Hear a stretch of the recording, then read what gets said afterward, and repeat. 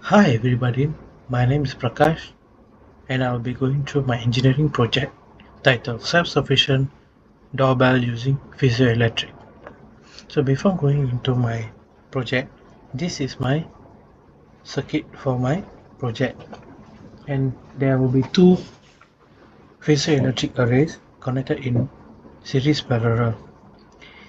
This is connected into bridge rectifier which converts AC to DC. It then connected into supercapacitor to store the voltage. Then this will be connected into DC to DC boost converter.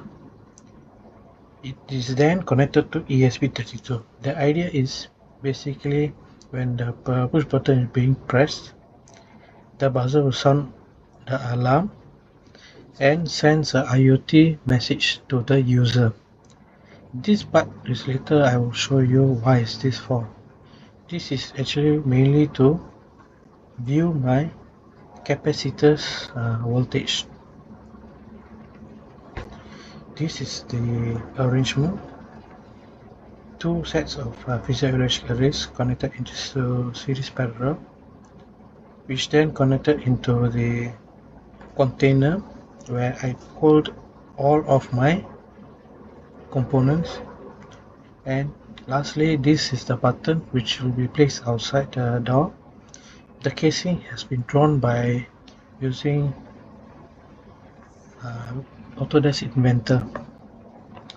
So there will be outside the house and inside the house. The reason being is outside my house there will be less people stepping on the physical-electric array.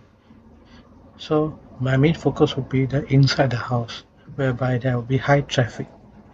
This high traffic will cause to charge my supercapacitor and get ready for the program to start. So as for the demonstration video, when you step on this piezoelectric arrays, the power will be going through the cable to the ESP32, which is held here. And when you were to press the doorbell,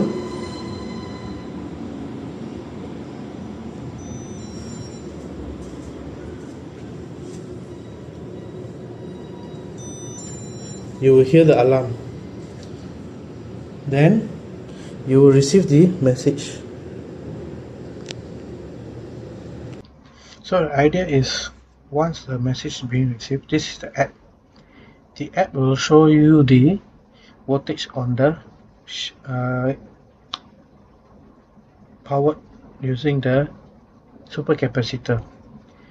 This is the doorbell timestamp. So whenever you press the button, this will print up the timestamp. And in case there's low voltage, I put as 3.4 because I don't want the user to know too late. So this is like a warning. So once it's at low, it will trigger this event to show low voltage. So that's about my project. Thank you very much.